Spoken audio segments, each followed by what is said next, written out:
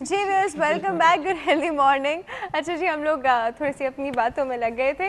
Okay, अब हम लोग अभी बात कर रहे थे कि फ्लॉस एंड टूथपिक्स जो होती हैं, टूथपिक्स रिकमेंडेड नहीं है, फ्लॉस रिकमेंडेड है। फ्लॉस भी वो जो वैक्स्ड हो। अनवैक्स्ड फ्लॉस क्यों यूज़ होता है डॉक्टर साहब? मतलब है क्यों जब हम रिकमेंड ही वैक्स वाला करते हैं? देखिए, उसमें दरअसल वैक्स फ्लॉसेस में दरअसल डैमेज बहुत ज़्यादा होता है। तो जिस तरीके से पेशेंट इस्तेमाल करता है वैक्स अनवैक्स्ड फ्लॉस को, तो वो इतना ज़्यादा ठीक नहीं रहता। और कुछ लोग ऐसे भी क्या कंप्लेन के साथ आते हैं कि आपके कहने पे जी हमने फ्लॉस तो शुरू कर दिया, लेकिन अब हम जब भी हम फ्लॉस करते हैं हमारे मसूड़ से खून निकलता है। दरअसल वहाँ पे बात आ जाती है टेक्निक की। अगर हम बताएं इनको प्रॉपरली कि किस तरीके से फ्लॉस इस्तेमाल करना है। अच्छा, ये सारा का सारा टेक्निक आपके विजिट्स पर होता है कि जब पेशेंट आता है तो आप उनको प्रिवेंटिव ट्रीटमेंट आप ज़रूर देते हैं, ठीक है, जिसमें floss is one of them. तो फ्लॉस इस्तेमाल करने का तरीका पेशेंट्स को बताना चाहिए कि किस तरीके से फ्लॉस इस्तेमाल होता है, क्या टेक्निक है, कितना ज़्यादा डीप जाना है, किस तरीके से यूज़ होता है, कितना क्या कौन सा फ्लॉस इस्तेमाल करना है, ये सारी चीज़ें बताना बहुत ज़रूरी होता है। सही। अच्छा, अब डॉक्टर साहब, टूथपेस्ट की आपने बात की थी कि टूथपेस्ट में कैल्शियम एंड फ्लोराइड हो। हर टूथपेस्ट में कैल्शियम एंड फ्लोराइड होता है, फिर भी बीइंग डेंटिस्ट कुछ टूथपेस्ट हैं जो हम रिकमेंड नहीं करते हैं। वो किस तरह की टूथपेस्ट होती है जो हम रिकमेंड नहीं करते without taking the brand name please? देखिए, हम कुछ हिंट्स ड्रॉप कर सकते हैं बट हम ब्रांड नेम नहीं ले सकते हैं। कुछ टूथपेस्ट होते हैं जिसमें कॉस्टिक एजेंट्स ज़्यादा होते हैं, जो मसूड़े को नुकसान पहुंचाते हैं, दांतों को नुकसान पहुंचाते हैं। प्लस कुछ टूथपेस्ट ऐसे होते हैं जिसमें एब्रेसिव पार्टिकल्स काफ़ी ज़्यादा होते हैं। एब्रेसिव पार्टिकल्स एब्रेसिव पार्टिकल से जी, मुराद मोटे मोटे पार्टिकल जो जो आपको ज़र्रात टूथपेस्ट होते हैं, निकालने पे नज़र भी आ रहे जी होते हैं। जी जी, उसमें काफ़ी ज़्यादा होते हैं, तो वो दांतों को नुकसान पहुंचाते हैं, वो हम रिकमेंड नहीं करते बेसिकली।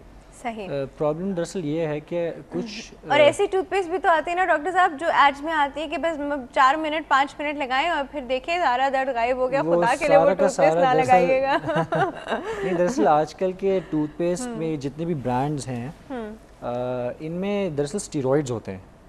तो अब ये स्टीरॉइड्स का यूज़ इतना ज़्यादा हो गया है कि बहुत कम लोग हैं जिनको पता है और कुछ ऐसे लोग हैं जिनको नहीं मालूम और वो यूज़ कर रहे हैं।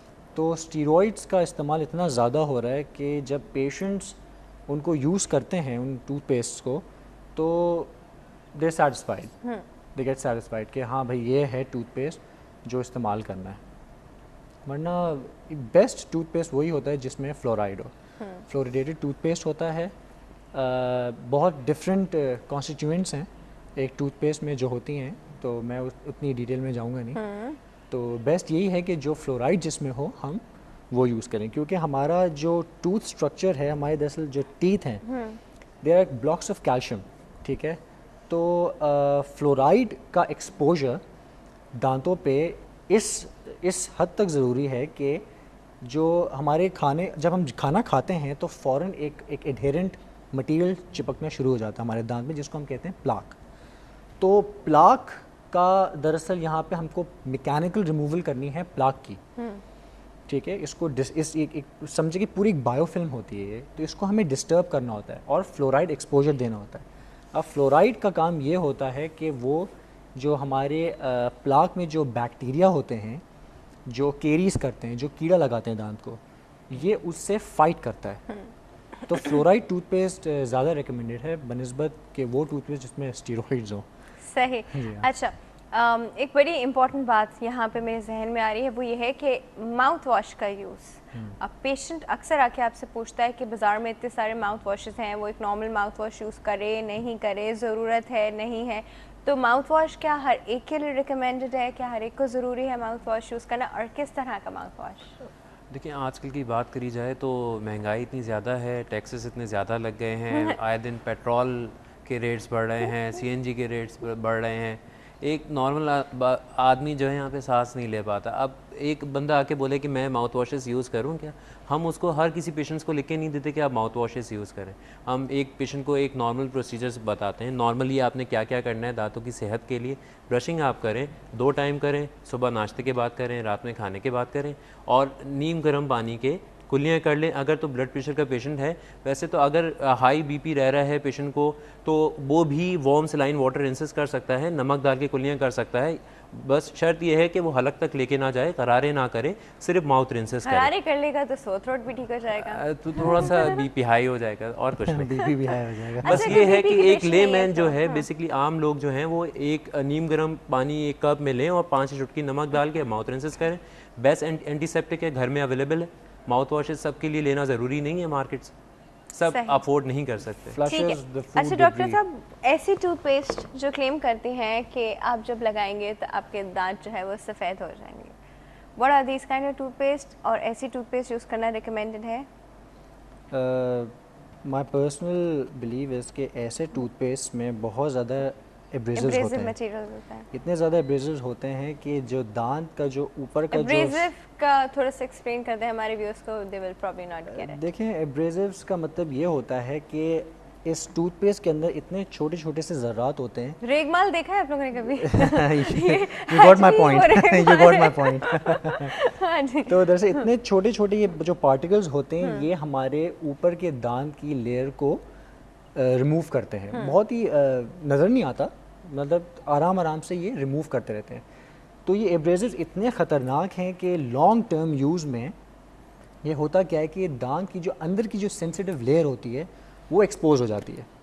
तो फिर आगे फर्दर प्रॉब्लम्स, सेंसिटिविटी की प्रॉब्लम्स होते हैं, फिर पेन, फिर कीड़ा लगने के चांसेस और ज़्यादा बढ़ जाते हैं, क्योंकि अंदर की जो सेंसिटिव पार्ट होता है वो बहुत ज़्यादा एक्सपोज हो जाता है इन एब्रेसिव्स की वजह से। यही वजह है कि हम अगर पेशेंट अगर इंसिस्ट करता है कि हमें टूथ वाइटनिंग चाहिए है, तो फिर हम उसको ये कहते हैं कि अगर आप टूथपेस्ट यूज़ कर रहे हैं, वाइटनिंग टूथपेस्ट यूज़ कर रहे हैं, तो विथ नॉर्मल टूथपेस्ट भी आप यूज़ करें। यानी आप एक कुछ दिनों के लिए आप जिस तरह वाइटनिंग टूथपेस्ट यूज़ कर लें, उसके साथ कम्बिनेशन में एक नॉर्मल टूथपेस्ट भी रखें, ठीक है ना। आप रेगुलर यूज़ में ना रखें इसको, बस ये ओके जी। अच्छा, तो आप कॉम्बिनेशन टूथपेस्ट का रिकमेंड जी, करते जी, हैं। इसी बात से अब हम थोड़ा ब्लीचिंग की तरफ जाएंगे।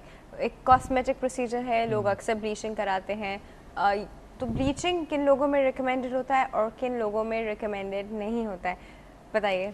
देखिए, ब्लीचिंग उन पेशेंट्स में रिकमेंडेड होता है जिनमें बहुत ज़्यादा सिवियर स्टेनिंग हो। अब यहाँ पे स्टेनिंग भी बहुत ज़्यादा किस्मों की है। एक तो ऐसी स्टेनिंग होती है जो कि इंट्रिंसिक होती है, जो दांत के अंदर डेवलपमेंटल होती है, और एक होती है एक्सट्रिंसिक जो कि हमारे डेंटल इंस्ट्रूमेंट से रिमूव हो जाती है। जो इंट्रिंसिक स्टेनिंग होती है उसमें बहुत सारे हमारे पास ऐसे पेशेंट्स आते हैं जिनमें इतना ज़्यादा फ्लोराइड का एक्सपोजर होता है कि उनके दांत मॉटल्ड अपीयरेंस उनकी नज़र आती है। तो ऐसे पेशेंट्स में हम करते क्या हैं कि कुछ केमिकल्स होते हैं जो कि ऑब्वियसली वो इतने ज़्यादा हार्मफुल नहीं होते, शर्त यह कि वो कहीं और उनकी स्पिलेज ना हो इनसाइड द माउथ। तो ऐसे पेशेंट्स में हम ऐसे केमिकल्स यूज़ करते हैं जिनका दांत का जो कलर है, जो अपीयरेंस है, उसके ह्यू को बहुत ज़्यादा कम करती है। Okay. उसकी अपीयरेंस को, उसकी ट्रांसलूसेंसी को और ज़्यादा रिफ्लेक्ट करती है। तो यही है जो अच्छा, तो मतलब ब्लीचिंग हम लोग उन लोगों को रिकमेंड नहीं कर सकते जिनके दांत ऑलरेडी सेंसिटिव हैं, या हमें उनके दांतों में क्रैक्स नजर आ रहे हैं, डिपेंड्स, ये बहुत ज़्यादा सेंसिटिव कोई है। ऐसा इंसान जो छालियाँ खाता है, you know, because they can have fractures and probably they don't even know about it. Fracture lines होती हैं, उसमें नहीं पता चलता।